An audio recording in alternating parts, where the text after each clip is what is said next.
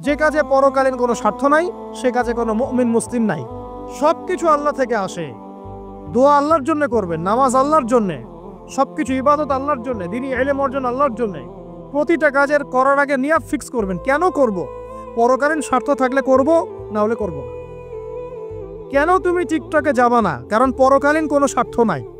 কেন তুমি free mixing অ্যাফেয়ার্সে যাবা না? কারণ পরকালীন কোনো স্বার্থ নাই। কেন মদ খাবা না? পরকালীন কোনো স্বার্থ নাই। কেন মিউজিকে যাচ্ছ না? কারণ পরকালীন কোনো স্বার্থ নাই। কেন তুমি এই যে সুদ খাবা না? কারণ পরকালীন কোনো স্বার্থ নাই। যে কাজে পরকালীন কোনো স্বার্থ নাই সে কাজে কোনো মুমিন মুসলিম নাই। কেন নামাজ পড়বো? কারণ পরকালীন স্বার্থ আছে। কেন রোজা রাখবো? পরকালীন স্বার্থ আছে। কেন আমি হালাল বিয়ে করব, হারাম জেনায় যাব না? পরকালের স্বার্থ আছে। কেন আমি যাকাত দিব, ব্যবসা করব, সুদ খাবো না? কারণ পরকালের স্বার্থ আছে। কেন ইসলামের দাওয়াত দিব? পরকালের স্বার্থ আছে। কেন হাদিস প্রচার করব? কারণ পরকালের স্বার্থ আছে। ইসলামের জন্য সবর করব কেন? পরকালের স্বার্থ আছে। পরকালের স্বার্থ যেখানে, মুসলিম সেখানে। পরকালীন স্বার্থ নাই, আন্ন নাই। প্রত্যেকটা কাজ করার আগে নিয়তটা ফিক্স করতে হবে। পরকালের কোনো স্বার্থ আছে? যদি বলে হ্যাঁ আছে, তাহলে করবে। স্বার্থ নাই, আমি নাই।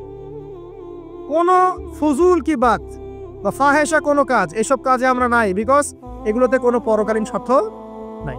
ব্যাস, আমাদের জীবনের প্রতিটা মোমেন্ট, প্রতিটা সেকেন্ড আল্লাহর দেয়া দান। আমি নিজের ইচ্ছা মতো এটাকে অপব্যয় করতে পারি না। হ্যাঁ, আপনি মিউজিক শুনতে চান, আপনি সং পছন্দ করেন, আপনি নাশিদ শোনেন, ইসলামিক নাশিদ শোনেন, ওখানে আপনার ইমান একটু দীপ্ত হবে, পরকালীন স্বার্থ আছে। আপনি নিজের যৌন চাহিদাকে দমন করতে পারছেন না, হালালভাবে বিয়ে করে নেন। বিয়ে করার পর আপনি যত ইচ্ছা স্ত্রীকে মহব্বত করেন, প্রত্যেকটা মহব্বতে নাকি পাবেন। এমনকি স্ত্রীর দিকে নেক নজরে তাকাবেন, তাতেও নাকি। তার মুখে খাবার তুলে দেবেন, তাতেও নাকি। তার হাত ধরে হাঁটবেন, তাতেও নাকি। তাকে নিয়ে রাত্রে চাঁদ দেখবেন, তাতেও নাকি। আপনি আপনার নিয়ত থেকে চেঞ্জ করেন, কাজের ডাইরেকশন চেঞ্জ করেন। পরকালের স্বার্থ থাকলে করবো, না হলে করবো না।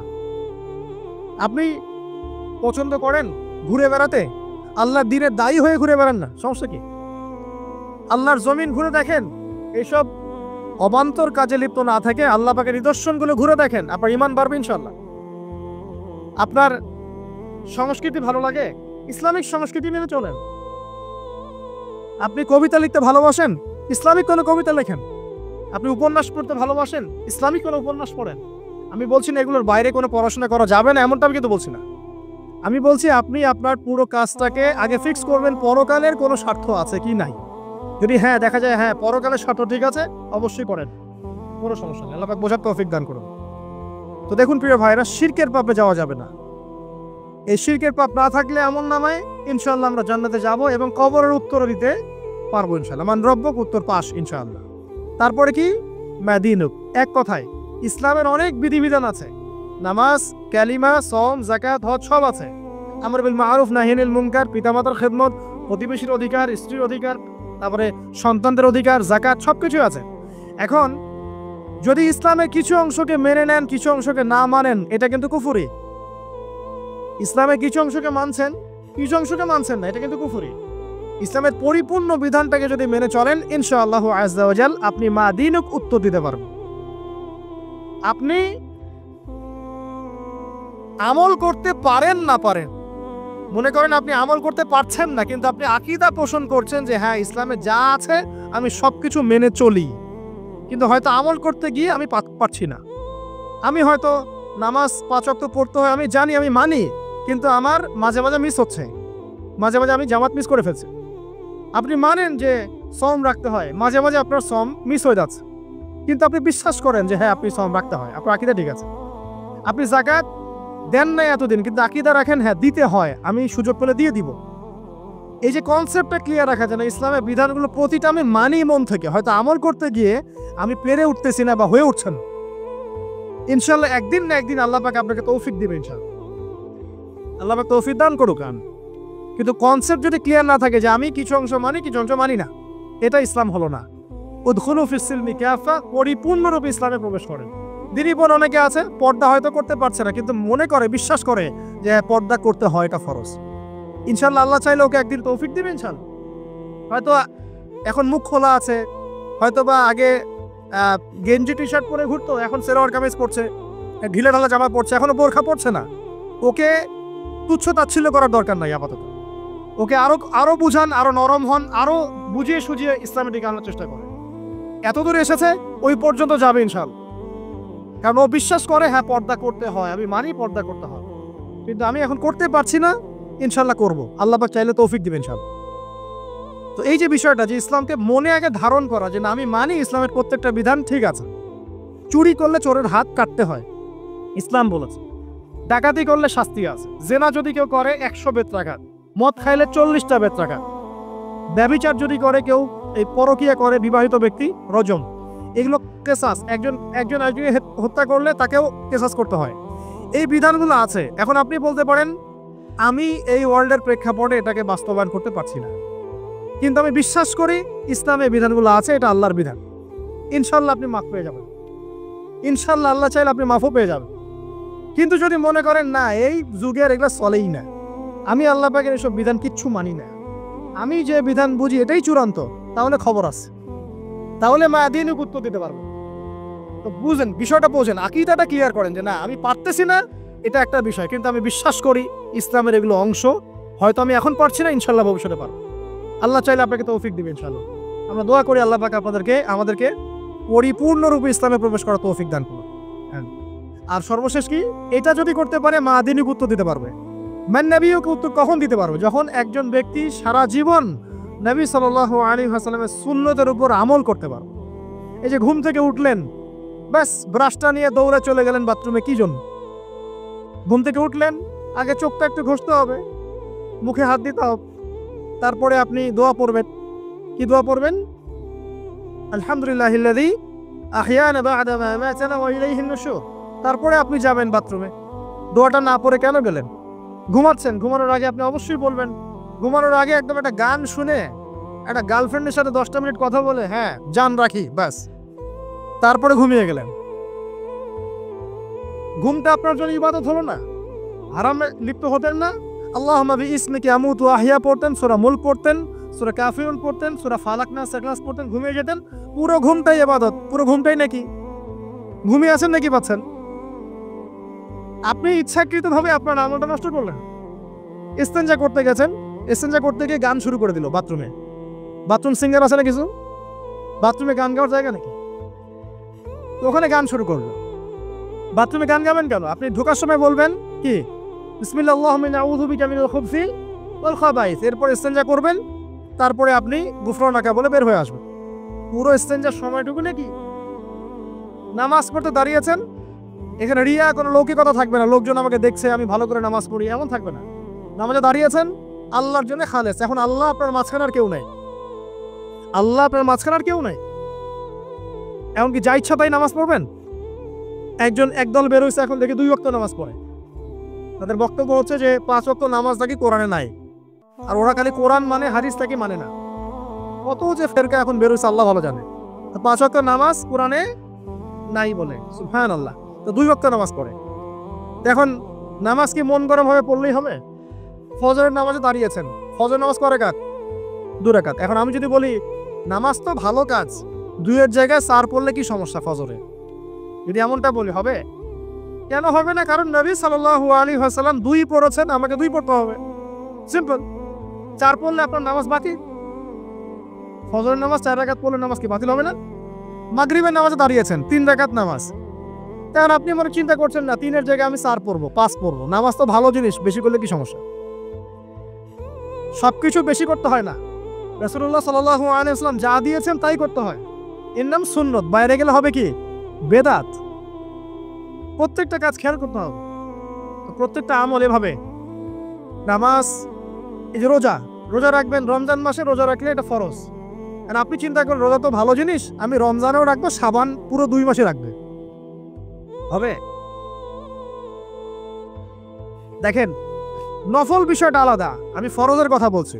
কেউ যদি মনে করে ফরজ রোজা আমি 2 মাসে রাখবো, রমজানও রাখবো, শাবানেও রাখবো, রোজা ভালো জিনিস করলে কি সমস্যা হবে? হবে না। এভাবেই হজ করতে হয় ওইখানে আরাফার মাঠে।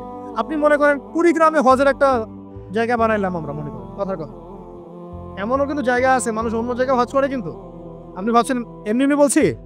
এমন অনেক ফেরকা আছে মুসলিমদের মধ্যে, মুসলিম নামধারী, এগুলো মুসলিম না, হজেরও জায়গা বানাইছে আলাদা, ওখানে হজ করে, ওখানে তাওয়াফ করে। এখন হজ যেখানে করতে হবে ওখানে না করে যদি এখানে করি হবে? হবে না। যাকাত দেওয়ার একটা লিমিট আছে, এইটুক দিতে হবে। আপনি এখন কম দিলেন হবে, আবার দিলেন না আমি একদম বেশি দিয়ে ফাটায় ফেলাবো একেবারে, সেখানে হবে? এই জিনিসগুলো খেয়াল রাখতে হবে যে আমাদের এক কথায় নবী সাল্লাল্লাহু আলাইহি ওয়াসাল্লামের সুন্নাহটা মেনে চলে। আমলের ক্ষেত্রেও একইভাবে, আপনার অর্থনৈতিক জীবনেও নামাজ রোজা হজ জাকাত আপনার পারফেক্ট। এবার আপনি এসেছেন অর্থনীতির ক্ষেত্রে, এসে মাশাআল্লাহ দাড়ি টুপি জুব্বা নিয়ে মাপে কম দিচ্ছেন, চলবে? দাড়ি টুপি জুব্বা আছে, মানুষকে ঠকাচ্ছেন, মজুত করছেন, সিন্ডিকেট করছেন, অনেক সময় সরকারকে বিব্রত করে ফেলছেন, মাল মজুত করছেন, দাম বেড়ে যাচ্ছে, বিব্রত হচ্ছে সরকার, হবে? দাড়ি টুপি পাগড়ি জুব্বা পরে, ভিতরটা আগে। ইমান ভিতরে না থাকলে দাড়ি টুপিতে লাভ আছে? তাকওয়া ভিতরে না থাকলে আমার দাড়ি টুপিতে লাভ আছে?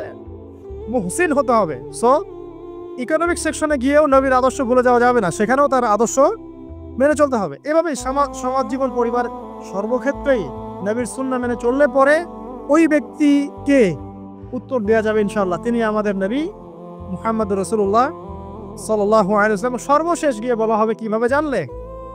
তখন উত্তর কি দিবে মুমিন? আমি আল্লাহর কিতাব পড়েছি, ঈমান এনেছি, এরপরে আমি সত্যায়ন করেছি। তার মানে পড়াশোনা করতে হবে না ভাই?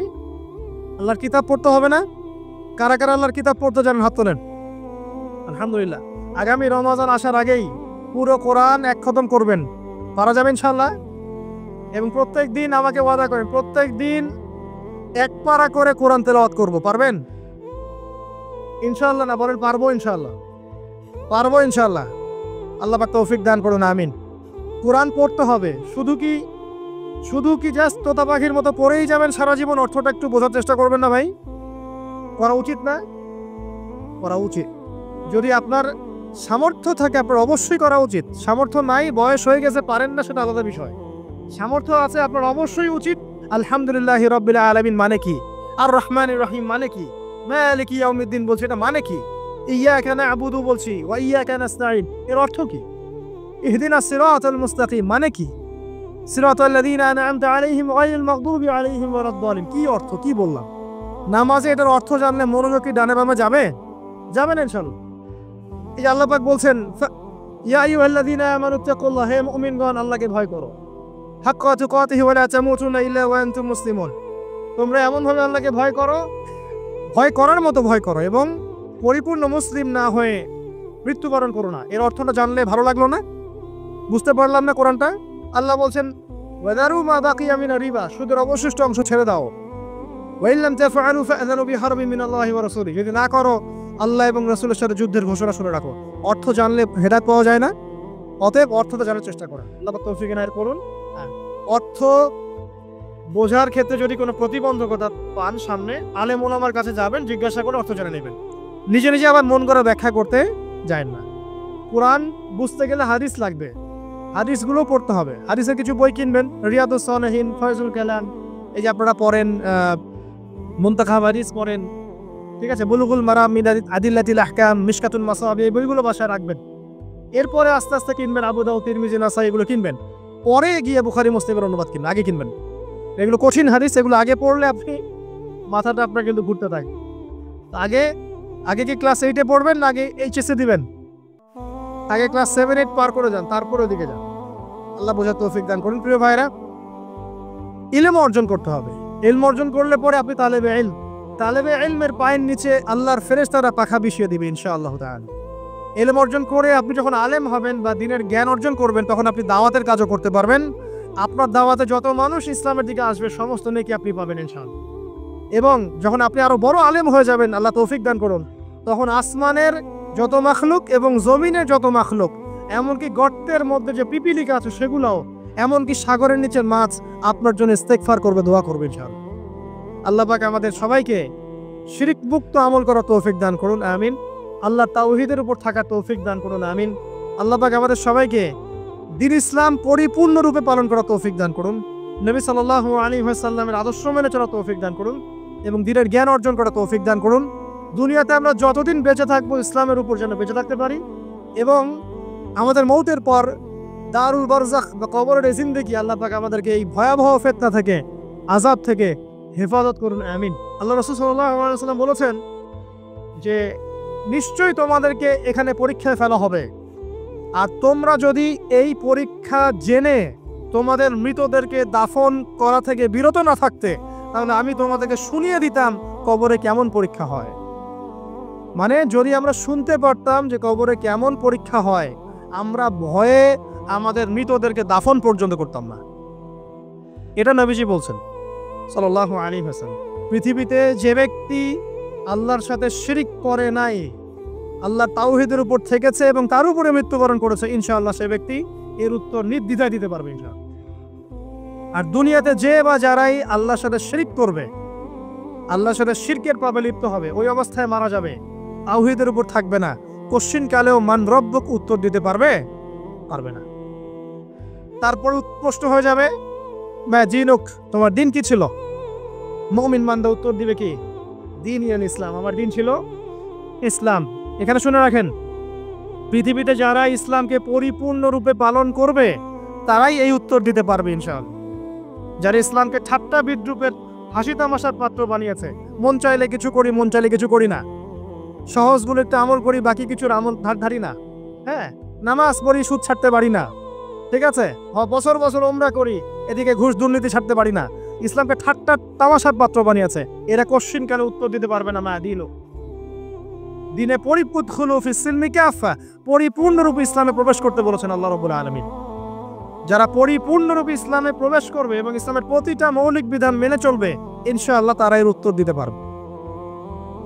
এরপরে আসবে তৃতীয় প্রশ্ন। নবী সাল্লাল্লাহু আলাইহি ওয়াসাল্লামকে দেখানো হবে, যখন দেখানো হবে তখন সূর্য যখন ডুবে যায়, যে দৃশ্যটা আমরা দেখতে পারি না, ওই দৃশ্যটা ভেসে উঠবে এবং মুমিন বান্দা অস্থির হয়ে যাবে, বলবে আমাকে ছেড়ে দাও, আমি নামাজ পড়বো। সুবহানাল্লাহ। তার কারণ তার কাছে মনে হবে যে আসরের ওয়াক্ত হয়ে গেছে, আসরের ওয়াক্ত হয়ে গেছে, আসরের ওয়াক্ত চলে যাচ্ছে, আমাকে নামাজ পড়তে হবে। চিন্তা করেছেন? ওই যে একটা হাদিস আছে না, যে 7 শ্রেণীর মানুষকে আল্লাহ রাব্বুল আলামিন আরশের ছায়া দিবেন, তার মধ্যে এক শ্রেণীর মানুষকে যার অন্তর মসজিদের সাথে ঝুলে থাকে, তার মন মসজিদের সাথে ঝুলে ছিল, এই সূর্য ডুবে গেল বলে আমাকে ছেড়ে দাও, আমি নামাজ পড়তে যাও। তখন ফেরেশতারা বলবেন, তোমাকে নামাজ পড়তে দেয়া হবে, তবে তার আগে তুমি এর উত্তর দাও। কি উত্তর? এই ব্যক্তির দিকে তাকাও। তখন নবী সাল্লাল্লাহু আলাইহি ওয়াসাল্লামকে দেখানো হবে, সাল্লাল্লাহু আলাইহি ওয়াসাল্লাম দরুদ পড়বেন, বলা হবে যে এই ব্যক্তির সম্পর্কে তোমার কি ধারণা? মান হাযা রাজুলু বুইসা ফীকুম, এই ব্যক্তি কে, যাকে তোমাদের কাছে পাঠানো হয়েছিল? মুমিন ব্যক্তি নির্দ্বিধায় বলে দিবে যে তিনি হচ্ছেন আমার নবী মুহাম্মদুর রাসূলুল্লাহ সাল্লাল্লাহু আলাইহি ওয়াসাল্লাম। দেখুন, পৃথিবীতে যে বা যারাই নবী সাল্লাল্লাহু আলাইহি ওয়াসাল্লামের সুন্নতের উপর আমল করবে, ইনশাআল্লাহ সে তার উত্তর দিতে পারবে। দুনিয়াতে যারা নবীর সুন্নতের 5 পয়সা পরোয়া করছে না, তার আদর্শের 5 পয়সা দাম দিচ্ছে না, তারা কোশ্চিন কালে উত্তর দিতে পারবে না। নাম হতে পারে আব্দুর রহমান, আব্দুর রহিম, নবীর সুন্নতের ধারে না, তারা উত্তর দিতে পারবে না। নবীর সুন্নতের গুরুত্ব কত গভীর, এটা আমাদেরকে এখান থেকে বুঝতে হবে। তাই প্রিয় যুবক ভাইরা, মুসলিম ভাইরা, আমাদের জীবনটাকে নবীর আদর্শ এবং সুন্নতে ঢেলে সাজাতে হবে। সকাল থেকে সন্ধ্যা পর্যন্ত প্রতিটা কাজ করবো কার তরিকায়? রাসূলের তরিকায়। নামাজ পড়বো তার তরিকায়, রোজা, সিয়াম, হজ, যাকাত, আমল, মুআমালাত, আখলাক সব কার তরিকায়? নবী সাল্লাল্লাহু আলাইহি ওয়াসাল্লামের তরিকা অনুযায়ী ইনশাআল্লাহ। আল্লাহ পাক তৌফিক এনায়েত করুন, আমিন।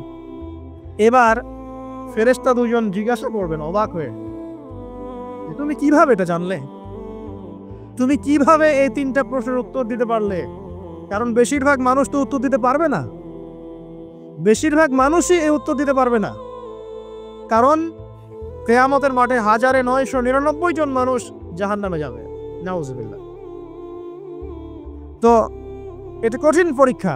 আল্লাহ রাসূল সাল্লাল্লাহু আলাইহি ওয়াসাল্লাম বলেছেন যে নিশ্চয়ই তোমাদেরকে এখানে পরীক্ষায় ফেলা হবে, আর তোমরা যদি এই পরীক্ষা জেনে তোমাদের মৃতদেরকে দাফন করা থেকে বিরত না থাকতে, তাহলে আমি তোমাদেরকে শুনিয়ে দিতাম কবরে কেমন পরীক্ষা হয়।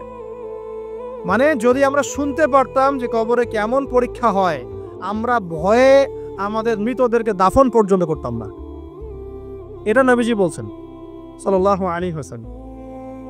তাকে জিজ্ঞাসা করা হবে যে তুমি কিভাবে জানলে এটা? বেশিরভাগ মানুষ তো পারে না উত্তর দিতে।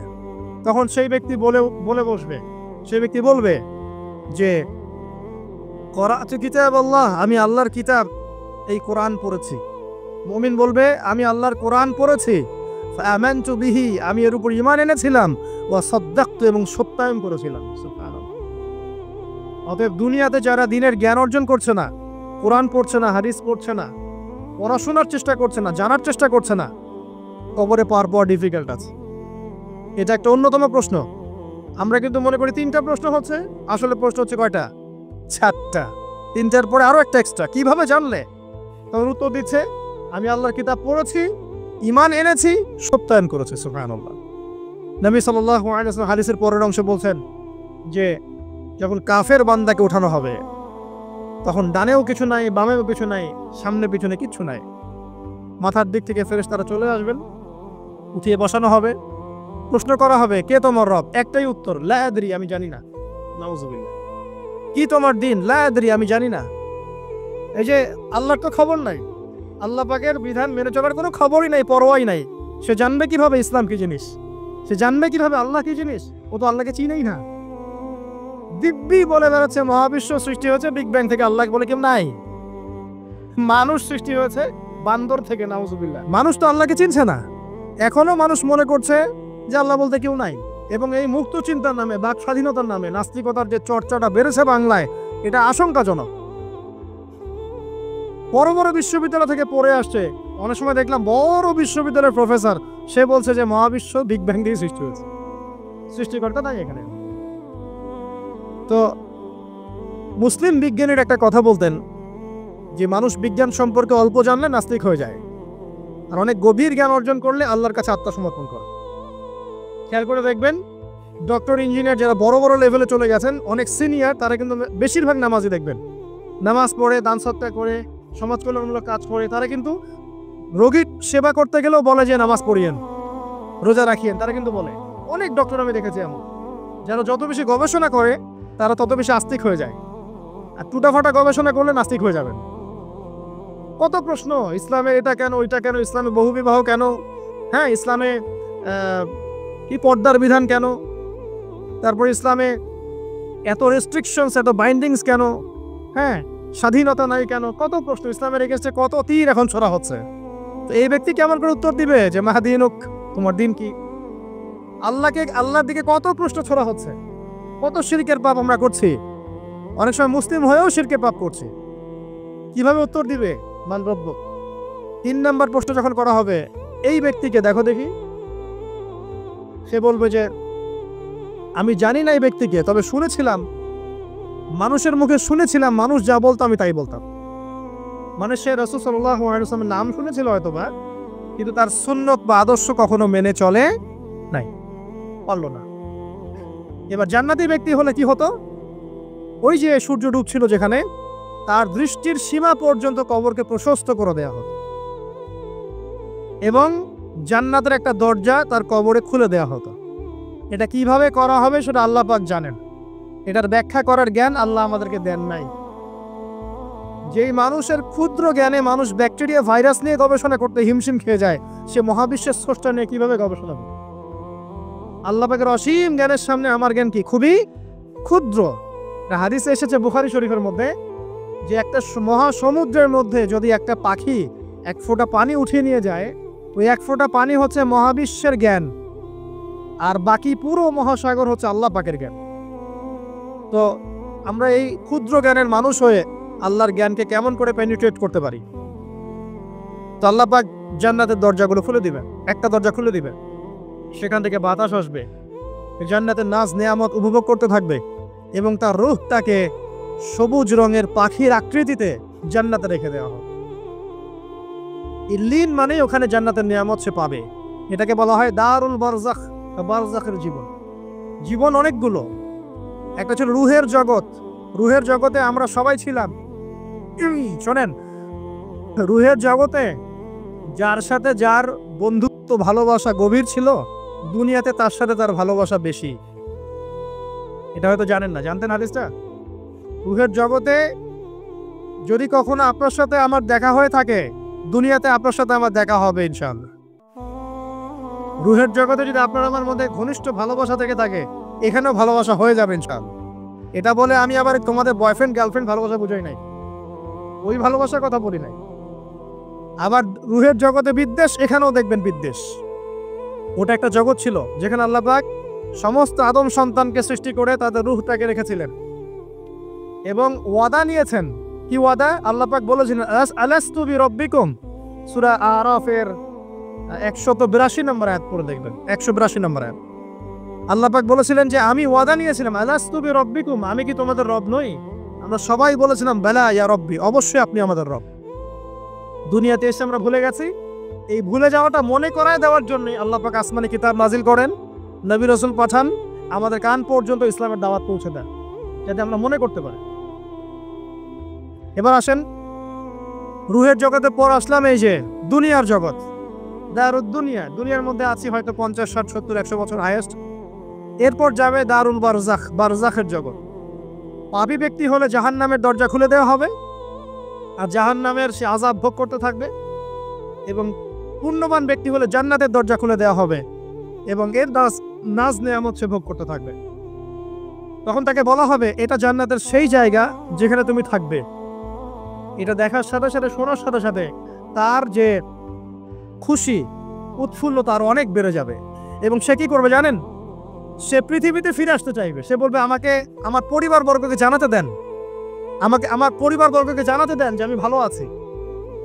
তখন ফেরেশতারা তাকে বলবেন যে এটা সম্ভব না, তোমার এবং তাদের মাঝে দারুল বারজাখ আছে, তুমি এটা ভেদ করে যেতে পারবে না।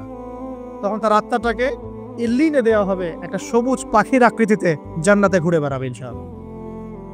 আর যদি জাহান্নামী হয় তাহলে যে বললাম দরজা খুলে যাবে জাহান্নামের, মর্মান্তিক আযাব তার দিকে আসতে থাকবে। কবর সংকুচিত হয়ে আসবে এমন ভাবে যাতে তার বাম পাজর ডান পাজরের ভিতরে এইভাবে ঢুকে যাবে। নাউজুবিল্লাহ। এই আযাব চলতে থাকবে ইলা ইয়াউমি ইউবআসুন, পুনরুত্থানের দিন পর্যন্ত। এখন এই যে হাদিসটা আপনারা শুনলেন, এই হাদিসটা ব্যক্তিকেন্দ্রিক নয় কি? এখানে তিনটা বিষয় আপনাকে ফোকাস করতে হবে আমাদেরকে। এক, তাওহীদ, আল্লাহ পাকের তাওহীদ। দুই, রিসালাত, রাসূলুল্লাহ সাল্লাল্লাহু আলাইহি ওয়াসাল্লামের রিসালাত। এবং আখিরাত, পরকাল। এই তিনটা বিষয় খুব স্বল্প কথায় বলছে। দেখুন, তাওহীদ কি? আল্লাহ পাকের একত্ববাদ। এক আল্লাহকে আপনি সৃষ্টিকর্তা মানবেন, রিজিক দাতা মানবেন, পালন কর্তা মানবেন, সন্তান দাতা, ভালো মন্দের মালিক, সমস্ত কিছুর মালিক কে? আল্লাহ। আল্লাহ আল্লাহ আমাকে বাঁচিয়ে রেখেছেন, আল্লাহ আমাকে মৃত্যু দিবেন, আল্লাহ আমাকে রিজিক দেন, আল্লাহ আমাকে সন্তান দিবেন, আল্লাহ আমার ভালোর মালিক, আল্লাহ মন্দের মালিক, আল্লাহ সমস্ত কিছুর মালিক। এই কনসেপ্ট পরিষ্কার থাকবে, লা ইলাহা ইল্লাল্লাহ পরিষ্কার থাকবে। সমস্ত বিষয় কার পক্ষ থেকে?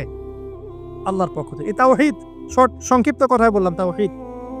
এর মধ্যে তিনটা ক্লাসিফিকেশন আছে: রুবুবিয়্যাত, উলুহিয়্যাত, আসমা ও সিফাত। এটা আপনারা কিতাবুত তাওহীদ বই থেকে পড়ে নিয়েন। সংক্ষেপে বলে দেই, রুবুবিয়্যাত আল্লাহ পাকের সমস্ত বিষয়গুলো তার দিকে সম্বন্ধ করা, সৃষ্টিকর্তা, পালনকর্তা, রিজিক দাতা সব কে? আল্লাহ। উলুহিয়্যাত কি? দুনিয়াতে এসেছি আল্লাহ পাকেরই দাসত্ব করতে হবে, অন্য কারো দাসত্ব চলবে না, তাওহীদ উলুহিয়্যাত। আসমা ও সিফাত কি? আসমা সিফাত মানে হচ্ছে আল্লাহ পাকের নাম গুণাবলীগুলো আছে। আল্লাহ পাক রহমান, আল্লাহ পাক রহিম, আল্লাহ পাক রাজ্জাক, হ্যাঁ, আল্লাহ পাক গফুর, আল্লাহ পাক শদীদুল ইকাব। সমস্ত গুণাবলী কার? আল্লাহ। এই হলো আসমা ও সিফাত। আল্লাহ পাক যেমন, আল্লাহ পাক তেমন, আল্লাহ পাক নিজের মতো, কারোর সাথে তুলনীয় নন। ওয়াল্লাহু আহাদ, একক। আল্লাহুস সামাদ, তিনি অমুখাপেক্ষী। লাম ইয়ালিদ ওয়া লাম ইউলাদ, তিনি জন্ম দেননি, জন্মিতও নন। ওয়া লাম ইয়াকুল লাহু কুফুয়ান আহাদ, তার সমতুল্য আর কিছুই নাই। আল্লাহ থেকে সবকিছু হয়, এটাই হলো তাওহীদ। এখন এর তাওহীদের বিরুদ্ধে গেলে কি হয়ে যাবে? সে কেউ যদি মনে করে যে আল্লাহ ছাড়া কেউ আমাকে জীবন দিতে পারে, আল্লাহ ছাড়া কেউ আমাকে মারতে পারে, আল্লাহ ছাড়া কেউ আমাকে রিজিক দিতে পারে, অথবা আল্লাহ ছাড়া কেউ সন্তান দিতে পারে, আল্লাহ ছাড়া অন্য কারো কাছে কেউ যদি দোয়া করে, আল্লাহ ছাড়া অন্য কারো জন্য নজর মানত করে, আল্লাহ ছাড়া অন্য কারো নামে কসম খায়, আল্লাহর হালালকে হারাম করে দেয়, আল্লাহর হারামকে হালাল করে নেয়, ঠিক আছে? আল্লাহ থেকে শুভ অশুভ আসে না, শুভ আল্লাহর পক্ষ থেকে আসে, অশুভ শয়তানের পক্ষ থেকে আসে, এমনও যদি কেউ মনে করে, শুভ অশুভ দুটোই আল্লাহর পক্ষ থেকে আসে, কিন্তু কেউ যদি মনে করে না শুভগুলো আল্লাহর পক্ষ থেকে, অশুভগুলো শয়তানের পক্ষ থেকে, এমনও যদি মনে করে, শিরক হয়ে যান। মুসলিমরা চলাফেরায় শিরক করছে। এখন মুসলিমরা আল্লাহ ছাড়া অন্য কারো কাছে চাচ্ছে, মুসলিমরা অনেকে কবরে সেজদা করছে, মুসলিমরা অনেকেই মৃত মানুষের কাছে দোয়া করছে, হাতে বালা পরে আছেন, খোলেন না। কেন খোলেন না? ভয়ে যদি আপনার ক্ষতি হয়। শিরক। মুসলিমরা দেখবেন আগুনের সামনে মাথা নত করছে। মুসলিমরা এখন মেডিটেশন করে, ধ্যান করে। মুসলিমরা জিনকে তাবে করতেছে। অনেক সময় দেখা যায় মুসলিমরা জাদু করতেছে, জাদুবিদ্যা, কুফরি কালাম করছে না? করছে। সবই শিরক, সবই শিরক। মুসলিমরা দেখবেন আল্লাহর হালাল যেগুলো আছে এগুলোকে হারাম করে ফেলছে। আবার অনেক সময় আল্লাহর হারামগুলোকে হালাল করে নিচ্ছে। সুদ কি ভাই? এখানে ফরজ, হালাল করে নেওয়া হয়েছে। মদ কি? তোমাদের কাছে তো ওয়াজিব, না খাইলে ঘুম হয় না। তো এই যে আল্লাহর হারামগুলোকে কি করছি আমরা? হালাল করে ফেলছি। এটাও শিরক, কুফরি একটা। তো এক কথায় তাওহীদের উপর যারা থাকবে মান রব্বক উত্তর দিতে পারবে ইনশাআল্লাহ। যারা শিরক করে ফেলবে ওই অবস্থায় মারা যাবে, মান রব্বক উত্তর দিতে পারবে না। আমার কথা কি বোঝা যাচ্ছে? আমি সহজ করার চেষ্টা করছি কিন্তু হয়তো পারছি না, এটা আমার ব্যর্থতা। এক কথায় যদি আমরা কবরের প্রথম প্রশ্নের উত্তর দিতে চাই তাহলে আমাদেরকে অবশ্যই তাওহীদের উপর থাকতে হবে। শিরকে যাওয়া যাবে না। প্রিয় ভাইরা, শিরকের পথ থেকে আজকে তওবা করে ফেলবেন। আল্লাহ জেনে না জেনে জীবনে যত শিরক করেছে আল্লাহ মাফ করে দাও, আমিন। এবং আগামী দিনগুলোতে শিরকের পাপে লিপ্ত হয় না। প্রিয় ভাইরা, যদি আপনার আমল নামায় আসমান জমিন সমানও পাপ থাকে, শিরকের পাপটুকু না থাকে, আল্লাহ পাক আপনার পুরো পাপ মাফ করতে পারবেন ইনশাআল্লাহ। আল্লাহ পাক বলেছেন মেরাজের রাতে নবী সাল্লাল্লাহু আলাইহি ওয়াসাল্লামকে আরশে আজিমের কাছে উঠিয়ে নিয়ে আল্লাহ পাক 3টা ওহী করেছেন। কয়টা ওহী? একটা ছিল 5 ওয়াক্ত নামাজ, ঠিক আছে? 2 নাম্বার হচ্ছে সূরা বাকারার শেষের 3টা আয়াত। 3 নাম্বার একটা ওয়াদা, একটা প্রতিশ্রুতি। সেটা কি? হে মুহাম্মদ সাল্লাল্লাহু আলাইহি ওয়াসাল্লাম, তোমার উম্মতের মধ্যে কেউ যদি আসমান জমিন সমান পাপ নিয়ে আমার সামনে হাজির হয় কিন্তু আমার সাথে কাউকে শরিক না করে, শিরক না করে, তাহলে আমি আল্লাহ তার সামনে আসমান জমিন সমান ক্ষমা নিয়ে হাজির হব, মানে মাফ করে দেওয়া হবে ইনশাআল্লাহ। অতএব শিরকের পাপে যায় না, ইনশাআল্লাহ জান্নাতে যাওয়া যাবে। যে ব্যক্তি মন থেকে একবার লা ইলাহা ইল্লাল্লাহ পড়েছে, সমস্ত বিষয় আল্লাহর দিকে সুপর্দ করে, তার অন্যান্য অনেক পাপ থাকতে পারে, আল্লাহ পাক চাইলে সব পাপ মাফ করতে পারেন। অতএব মান রব্বক উত্তর দিতে চাইলে শিরকের পাপে যাওয়া যাবে? যাবে না। আধুনিক শিরকের মধ্যে সবচেয়ে ভয়ঙ্করটা হচ্ছে এটা যে আমরা আল্লাহর হালালকে হারাম করে নিচ্ছি, হারামকে আবার হালাল করে ফেলছি। এখানে যায় না। আদম আলাইহিস সালামের কোন জায়গা থেকে হাওয়া আলাইহিস সালামকে সৃষ্টি করা হয়েছে বলেন? পাঁজরের হাড়, সোজা না বাঁকা?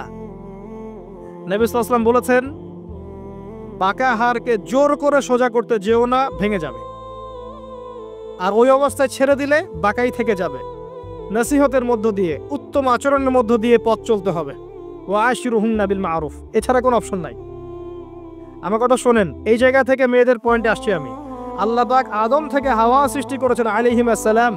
নারী পুরুষ একে অপরের প্রতিদ্বন্দ্বী নয়, যেমনটা পশ্চিমারা শিখিয়েছে।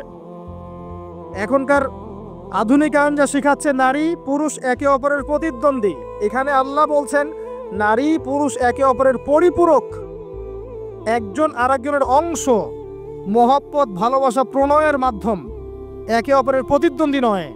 এখনকার সমাজ শিখায় ছেলে পড়লে আমি কেন পারবো না, সে পড়লে আমি কেন পারবো না, এটা শিখায় না? কাউন্টারিজম, মানে একে অপরের প্রতিদ্বন্দ্বী। আল্লাহ পাক বলছেন তা তোমরা একে অপরের পরিপূরক। খেয়াল করে দেখেন, এখান থেকে শুরু হয়েছে সৃষ্টি, তারপরে না সন্তানটি জন্ম নেওয়া হয়েছে। এখান থেকে আপনাকে হেদায়েত নিতে হবে যে নারীদেরকে বলবো আপনারা পুরুষদের প্রতিদ্বন্দ্বী নন, আপনারা পুরুষদের পরিপূরক। একজন নেককার নারী একজন পুরুষের পিছনে থাকলে এই পুরুষ বিশ্ব জয় করতে পারবে ইনশাআল্লাহ। পরে আসেন নূহ আলাইহিস সালাম, তার স্ত্রী কি ঈমান এনেছিল? ঈমান আনে নাই। এখানে মনে রাখবেন, আপনি যদি ঈমান না আনেন, আকীদা ঠিক না করেন, আমল ঠিক না করেন, আপনার পরিচয়, বংশ, গোত্র, বর্ণ আপনাকে বাঁচাতে পারবে না। নূহ আলাইহিস সালামের স্ত্রী জাহান্নামে চলে গেছে, লূত আলাইহিস সালামের স্ত্রী জাহান্নামে চলে গেছে, যদিও তারা নবীদের আন্ডারে ছিলেন। আল্লাহর রাসূল সাল্লাল্লাহু আলাইহি ওয়াসাল্লাম তার মেয়ে ফাতিমা রাদিয়াল্লাহু আনহাকে বলেছেন, দুনিয়াতে যা চাওয়ার আমার কাছে চেয়ে নাও, পরকালে তোমার উপকার করতে পারছি না আমি। আর ফাতিমা রাদিয়াল্লাহু আনহা কেমন মানুষ ছিলেন আপনারা জানেন? তো আমি আমাদের মা বোনদেরকে অনুরোধ করবো, আল্লাহকে ভয় করেন, নিজের নফস ঠিক করেন, নিজের কবরের ফিকির করেন, আমল আকীদা ঠিক করেন। আপনি কত বড় আলেমের স্ত্রী, কত বড় শাইখের স্ত্রী, আপনি আপনার স্বামী কত বড় পলিটিক্যাল লিডার, কত বড় সোশ্যাল লিডার, এটার মানদণ্ড আল্লাহ দেখবেন না। আপনার ঈমান, আমল, তাকওয়া শুধু আল্লাহ পাক দেখবেন। আসেন কোরআনের পাতায় পাতায় যাই, চলেন আপনাকে নিয়ে যাচ্ছি। ইব্রাহিম আলাইহিস সালাম নাম শুনেছেন? তার স্ত্রী সারা আলাইহিস সালাম পৃথিবীর সুন্দরী নারীদের মধ্যে অন্যতম। দুজন সুন্দরী নারীর কথা এসেছে, একজন হাওয়া আলাইহিস সালাম, একজন সারা আলাইহিস সালাম। আমাদের এই সব সুন্দরী নারীদের চেয়ে হাজার গুণ সুন্দরী ছিল, অত্যন্ত সুন্দরী। খেয়াল করে দেখবেন এই যে ইব্রাহিম আলাইহিস সালামের বংশধর যারা, তাদের চেহারা এবং সুরত কিন্তু অত্যন্ত সুন্দর। আমাদের নবী মুহাম্মদ সাল্লাল্লাহু আলাইহি ওয়াসাল্লাম প্রচন্ড সুন্দর ছিলেন না? তার আদি পিতাকে ইসমাইল আলাইহিস সালাম না? ইসমাইল আলাইহিস সালাম ইব্রাহিম আলাইহিস সালামের সন্তান নয়? ওই দেখেন ব্লাড চলে আসছে। ইউসুফ আলাইহিস সালাম তার বাবাকে, ইয়াকুব আলাইহিস সালাম তার বাবা, ইসহাক আলাইহিস সালাম তার বাবা, ইব্রাহিম আলাইহিস সালাম, ওই যে একই লেগেসি দেখেন। তারা প্রচন্ড সুন্দর ছিলেন। এমনকি নবী সাল্লাল্লাহু আলাইহি ওয়াসাল্লাম মেরাজের রাতে গিয়ে যখন ইব্রাহিম আলাইহিস সালামের সাথে সাক্ষাৎ করেছেন, তিনি পরে বলেছেন যে আমার শাকল সুরত আর ইব্রাহিম আলাইহিস সালামের চেহারার মধ্যে অনেক মিল আছে, সাদৃশ্য আছে, একই রকম। আমরা কিন্তু দরুদের মধ্যেও মুহাম্মদ সাল্লাল্লাহু আলাইহি ওয়াসাল্লামের নামের পাশে ইব্রাহিম আলাইহিস সালামের নাম বলছি। তাদের উভয়ের জীবনে প্রচন্ড মিল ছিল, একই রকম ছিল। পয়েন্টে আসেন, সারা আলাইহিস সালাম অত্যন্ত সুন্দরী ছিলেন। তিনি একাই তার স্বামীর সাথে বের হয়ে চলে গেলেন, তার সাথে কেউ নাই। ইব্রাহিম আলাইহিস সালামের সাথে পরিবার নাই, সমাজ নাই, কেউ নাই, তার স্ত্রী আছে। একজন নেককার স্ত্রী সাথে থাকলে স্বামী বিশ্ব জয় করতে পারবে। এই জায়গায় আমি ছেলে মেয়ে সবার জন্য হেদায়েতের কথা বলছি। মেয়েরা আমাকে অনেক অভিযোগ দিয়েছে, মেয়ে নিয়ে কোনো কথা বলি নেওয়াজের মধ্যে। আমি এখন কিছু কথা বলে শেষ করছি ইনশাআল্লাহ। সারা আলাইহিস সালাম যখন যাচ্ছেন, একজন লম্পট রাজা, মনে আছে, লম্পট একজন বাচ্চা তাকে ভোগ করতে চেয়েছিল, তুলে নিয়ে কিডন্যাপ করেছে। এই সময় ইব্রাহিম আলাইহিস সালাম মাজুর ব্যক্তি, নামাজে দাঁড়িয়ে গেছেন, আল্লাহর কাছে সাহায্য চাচ্ছেন। এটাই নবীর সুন্নাহ। কোনো সমস্যায় পড়লে নামাজে দাঁড়িয়ে যেতেন। আর আমরা এখন সমস্যায় পড়লে হাউমাউ শুরু করি, তাই না? আর এদিকে সারা আলাইহিস সালাম আল্লাহর কাছে দোয়া করছেন, আল্লাহ তুমি যদি জেনে থাকো আমি আমার সতীত্ব আমার স্বামী ছাড়া অন্য কাউকে দেই নাই, তাহলে আজকে এই জালেমের হাত থেকে আমাকে রক্ষা করো। হাত বাড়াতে না বাড়াতেই তার হাত অবশ্যই পড়ে গেছে। সুবহানাল্লাহ।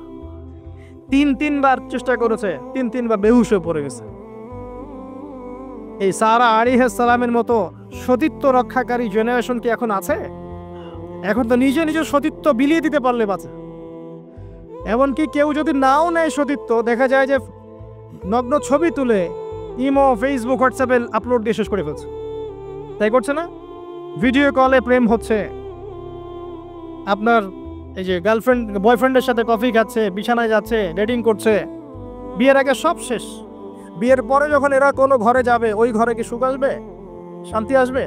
মা বোনদেরকে বলবো, আর আমাদেরকে খেয়াল রাখতে হবে আমরা যেন আমাদের ঘরে সারা আলাইহিস সালামের মতো মেয়ে স্ত্রী তৈরি করতে পারি। আল্লাহ পাক তৌফিক দান করুন। দেখেন সতীত্বের পাওয়ার, আল্লাহ পাক হাত অবশ করে ফেললেন।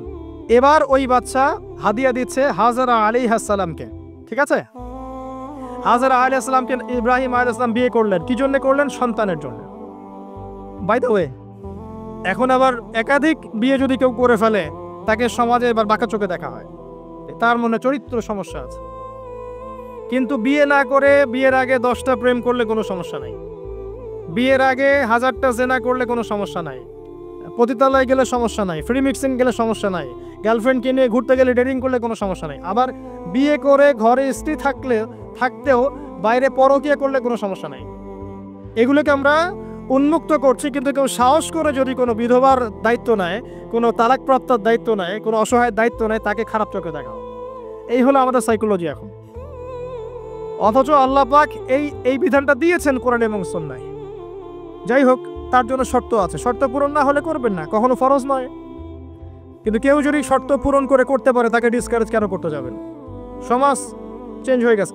হাজরা আলাইহিস সালাম, এখান থেকে আমি আমাদের মা বোনদেরকে এবং আমাদেরকে একটা হেদায়েতের কথা বলবো ইনশাআল্লাহ। হাজরা আলাইহিস সালামের ঈমান, আমল, তাওয়াক্কুল দেখেন। তার গর্ভে আল্লাহ পাক সন্তান দিলেন ইসমাইল আলাইহিস সালামকে। এবার আল্লাহ পাক বলছেন রেখে আসো, কোথায়? ওই মক্কায়, জনমানব শূন্য জায়গায় রেখে আসলেন। সাথে আছে সামান্য পানি, কিছু খেজুর। রেখে আসছেন এবং ইব্রাহিম আলাইহিস সালাম পিছনে হেঁটে চলে যাচ্ছেন। হাজরা আলাইহিস সালাম বলছেন, আইনা তাযহাবু ইয়া ইব্রাহিম, আপনি কোথায় যাচ্ছেন হে ইব্রাহিম? আপনি আমাদেরকে জনমানব শূন্য জায়গায় ফেলে কোথায় চলে যাচ্ছেন? ইব্রাহিম আলাইহিস সালাম কিচ্ছু বলছেন না, বুকের মধ্যে পাথর। স্ত্রী সন্তানকে জনমানব শূন্য জায়গায় রেখে গেলে কি ভালো লাগবে কারো? বুকের মধ্যে পাথর, চুপ করে আছেন।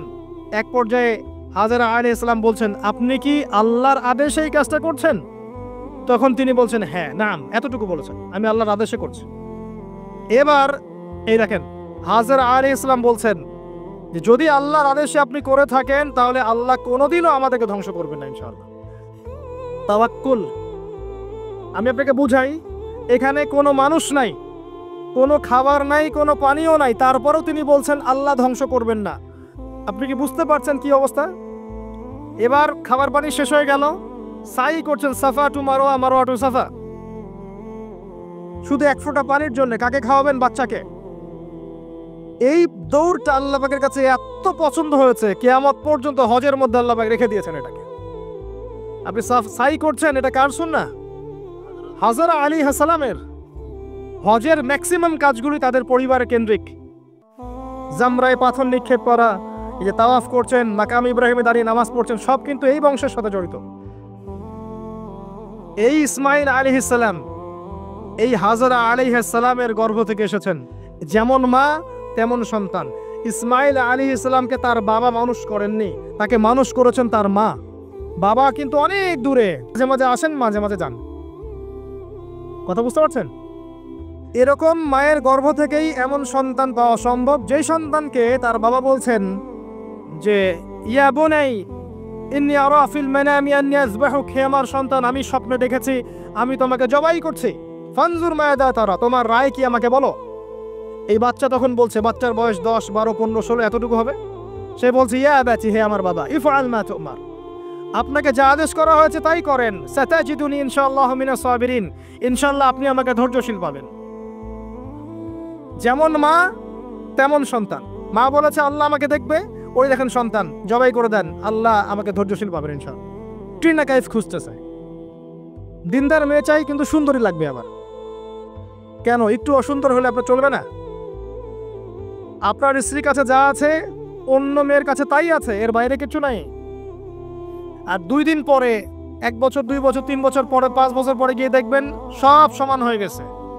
এ দেহের সৌন্দর্য থাকবে না। মনে তাকওয়া থাকলে, আল্লাহ আলাম স্ত্রী হলে আপনি দুনিয়াতে জান্নাতে থাকবেন ইনশাআল্লাহ। দুনিয়াতে আপনি জান্নাতে থাকবেন ইনশাআল্লাহ। আর যদি ঘরে একটা বদকার স্ত্রী থাকে তাহলে আপনার দুনিয়ায় জাহান্নাম, দুনিয়া জাহান্নাম। অতএব বিয়ের আগে, বিয়ের সময় খুব কেয়ারফুল থাকবেন। আপনি দিনদার মেয়েকে প্রাধান্য দেন, এবং মেয়েদেরকেও বলবো দিনদার ছেলে ছাড়া বিয়ে করে না। অনেক বড় চাকরি করে, অনেক বড় ব্যবসা করে, এটা সেটা, নামাজ পড়ে না, এগুলো দেখছেন না, সুদের চাকরি করে, ঘুষ খায়, আপনি রাজি হয়ে যাচ্ছেন। এরপরে গিয়ে পস্তাচ্ছেন যে হুজুর আমার সংসারে অশান্তি, এটা সেটা। এখন তো পস্তায় লাভ নাই, বরং আপনার সন্তানও হবে ওই নাস্তিক প্রজন্মের মতোই, নাউজুবিল্লাহ। আমরা দুনিয়ার স্বার্থ খুব ভালো চিনি। দুনিয়ার স্বার্থকে ত্যাগ করে দিনকে অগ্রাধিকার দেন, আল্লাহ পাক কবুল করবে ইনশাআল্লাহ। এই হলো ইসমাইল আলাইহিস সালামের মা। তিনি যেমন সন্তান তেমন এখানে আমাদের জন্য আদর্শ আছে। এখনো যদি আমরা দিনের বিজয় চাই, প্রত্যেক পরিবারের কর্তাকেও হতে হবে ইব্রাহিমের মতো আলাইহিস সালাম। প্রত্যেক পরিবারের সন্তানদেরকে হতে হবে ইসমাইলের মতো আলাইহিস সালাম। প্রত্যেক পরিবারের মা বোনদেরকে হতে হবে হাজরা সারার মতো। তবে আদর্শ পরিবার হবে ইনশাআল্লাহ। আল্লাহ পাক আমাদের সবার পরিবার এমন করে দিন, আল্লাহুম্মা আমিন। এবং এটা অসম্ভব কিছু না, এটা সম্ভব। এটা করতে গেলে আপনাকে সরকার প্রশাসন বাধা দিবে না, আপনাকে পিটাবে না, কিচ্ছু করবে না। এটা আপনার উপরে, এটা আপনি করতে পারেন। এই ইসলাম সংশোধন আপনি করতে পারেন, চেষ্টা করেন। আল্লাহ পাক তৌফিক এনায়েত করুন। আর কয়েকটা আমি নসিহত করে শেষ করছি মেয়েদের জন্য। সেটা হচ্ছে, এর পরে চলে আসেন মারিয়াম আলাইহিস সালাম। তার সতীত্ব এত পবিত্র ছিল, আল্লাহ পাক তাকে মিরাকেল বানিয়েছেন, তার গর্ভে ঈসা ইবনে মারিয়ামকে জন্ম দিয়েছেন। খেয়াল করে দেখেন, ফেরাউন, মনে আছে ফেরাউন? তার ঘরে একজন ইমানদার মহিলা ছিল না? নবী সাল্লাল্লাহু আলাইহি ওয়াসাল্লাম মেরাজে গিয়েছেন, সেখানে দেখেছেন বেশিরভাগ অধিবাসী জাহান্নামে নারী। এর মধ্যেও তিনি একটা সুগন্ধ পাচ্ছেন জান্নাতের। তিনি জিজ্ঞাসা করলেন, এই সুগন্ধ কোত্থেকে আসছে?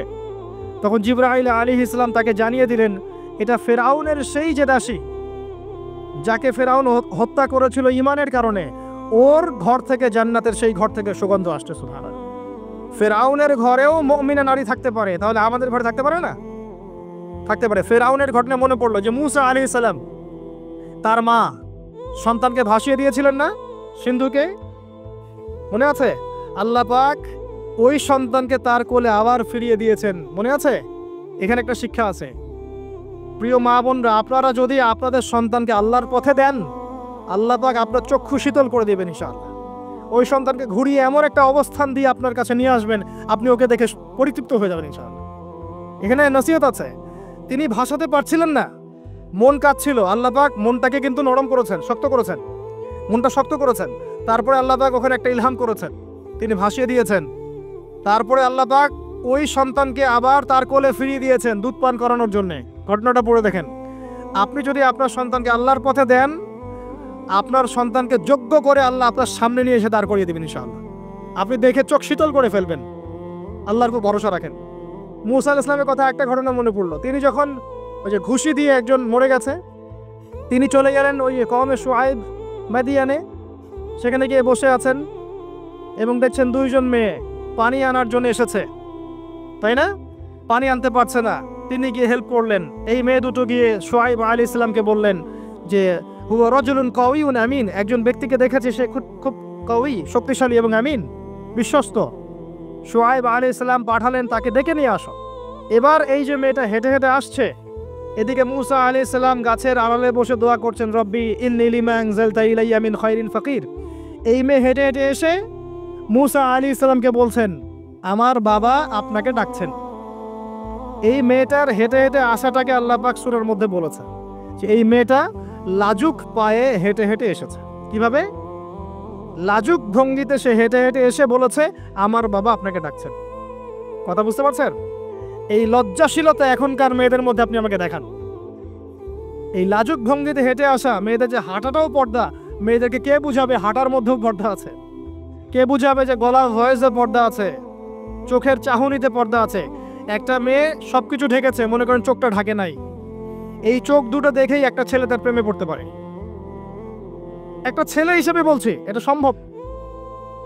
একটা হাতের কবজি দেখে আপনি একটা মেয়ের প্রেমে পড়তে পারেন, ভালো লাগতে পারে, সম্ভব। মেয়েদেরকে আল্লাহ পাক এত সুন্দর করে সৃষ্টি করেছে। আল্লাহ পাকের সবচেয়ে শ্রেষ্ঠ সৃষ্টি হচ্ছে মেয়েরা। মানুষ তো অবশ্যই, তারপরে মেয়ে মানুষ।